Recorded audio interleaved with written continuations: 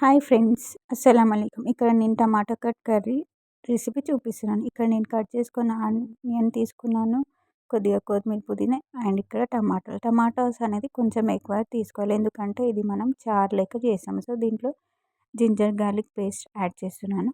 అలాగే దీంట్లో రుచికి సరిపోయేంత కారం యాడ్ చేస్తున్నాను. కారం అనేది ఎక్కువ వేయాలి, ఎందుకంటే ఇది టమాటో చారు చేస్తున్నాం కదా, సో చారు లెక్క చేస్తాము. అందుకే కొంచెం కారం పొడి అనేది కొంచెం ఎక్కువ, మరీ ఎక్కువ కాదు, కొంచెం ఎక్కువ యాడ్ చేసుకోవాలి. ఇక్కడ కొంచెం సాల్ట్, రుచికి సరిపోయేంత సాల్ట్ యాడ్ చేసుకోవాలి. అలాగే కొంచెం పసుపు యాడ్ చేసుకొని ఇప్పుడు దీంట్లో వాటర్ వేసి ఇది చాలా చక్కగా బాయిల్ చేసుకోవాలి. టమాటోలు ఆనియన్ అంతా ఉడికే వరకు ఇది మనకు పేస్ట్ లేక కావాలి. ఇక్కడ నేను జీలకర్ర ధనియాల పౌడర్ కూడా యాడ్ చేస్తున్నాను. యాడ్ చేసి కొంచెం చింతపండు యాడ్ చేస్తున్నాను. యాడ్ చేసి దీంట్లో వాటర్, మనం టమాటాకి ఎంత వాటర్ సరిపోతుందో ఉడకడానికి అంత వాటర్ వేసి చాలా చక్కగా ఉడికించుకోవాలి. ఇక్కడ నేను మసాలా తీసుకుంటాను, కొబ్బరి, ధనియాలు, జీలకర్ర. ఇప్పుడు దీన్ని మనం రోస్ట్ చేసుకోవాలని, డ్రై రోస్ట్ చేసుకోవాలి. అండ్ అలాగే పుట్నాల పప్పు తీసుకున్నాను. ఇక్కడ పుట్నాల పప్పుని రోస్ట్ చేయొద్దు, ఇవి మూడింటిని రోస్ట్ చేసుకున్నాం కదా, సో పుట్నాల పప్పుని యాడ్ చేసి దీన్ని పేస్ట్ చేసుకొని మనం మసాలా అయితే ప్రిపేర్ చేసుకోవాలి. వాటర్ యాడ్ చేసి మనం పేస్ట్ అయితే చేసుకోవాలి. ఇక్కడ చూడండి, నేను టమాటాలు అయితే ఉడకబెట్టిన, ఈ విధంగా మనము మ్యాష్ చేసుకోవాలండి.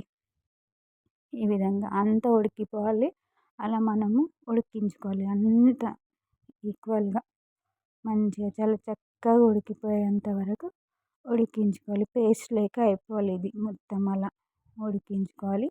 ఇక్కడ చూడండి, జల్లెడైతే పట్టేస్తున్నాను. ఈ విధంగా మనము ఫిల్టర్ చేయడం వల్ల పేస్ట్ అనేది, టమాటో ప్యూరీ అంటారు కదా, టమాటో పేస్ట్ ఇట్లా కిందికి అయితే వచ్చేస్తుంది.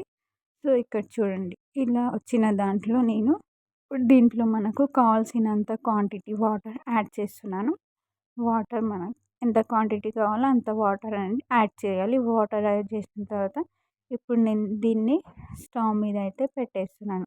ఇప్పుడు ఇది స్టవ్ మీద పెట్టేసిన తర్వాత దీంట్లో మనం సాల్ట్ అనేది యాడ్ చేసుకోవాలి, ఎందుకంటే సాల్ట్ ఇక్కడ తక్కువ పడుతుంది. సో మనం టేస్ట్ చేసుకొని సాల్ట్ అనేది యాడ్ చేసుకోవాలి రుచికి సరిపోయేంత. ఇప్పుడు నేను దీంట్లో పచ్చిమిర్చి వేస్తున్నాను, అలాగే కరివేపాకు వేస్తున్నాను అండ్ కొత్తిమీర అనేది యాడ్ చేస్తున్నాను.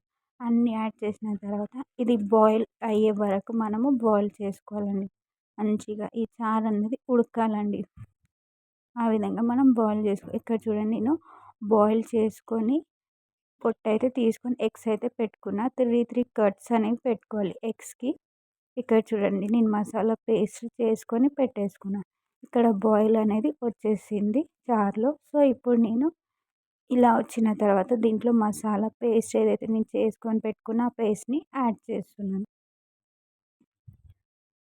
ఇలా యాడ్ చేసుకున్న తర్వాత దీన్ని చాలా చక్కగా కలుపుకోవాలి.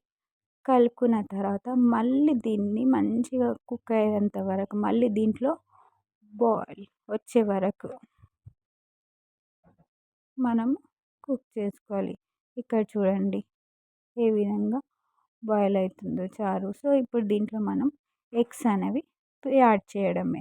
ఇక్కడ నేను 6 ఎగ్స్ తీసుకున్నా, బట్ మా బాబు ఒక ఎగ్ తిన్నాడు, దీంట్లో 5 ఎగ్స్ యాడ్ చేస్తున్నాను, 5 ఉన్నాయని. ఈ విధంగా చూడండి, ఇక్కడ నేను పోపు అయితే పెట్టేసిన, ఆవాలు, జీలకర్ర, ఎండుమిర్చి అలాగే కరివేపాకు వేసుకొని పోపు అయితే పెట్టేశాను. ఈ పోపు రెడీ అయిన తర్వాత ఆ చారులో వేసేసి స్టవ్ ఆఫ్ చేయడమే. చాలా ఈజీ టమాటో కట్ రెడీ అండి. మీరు ట్రై చేయండి, చాలా టేస్టీగా ఉంటుంది, చాలా అంటే చాలా బాగుంటుంది. ఇక్కడ చూడండి, కర్రీ అయితే రెడీ. నా ఛానల్ని సబ్స్క్రైబ్ చేయండి. Thank you.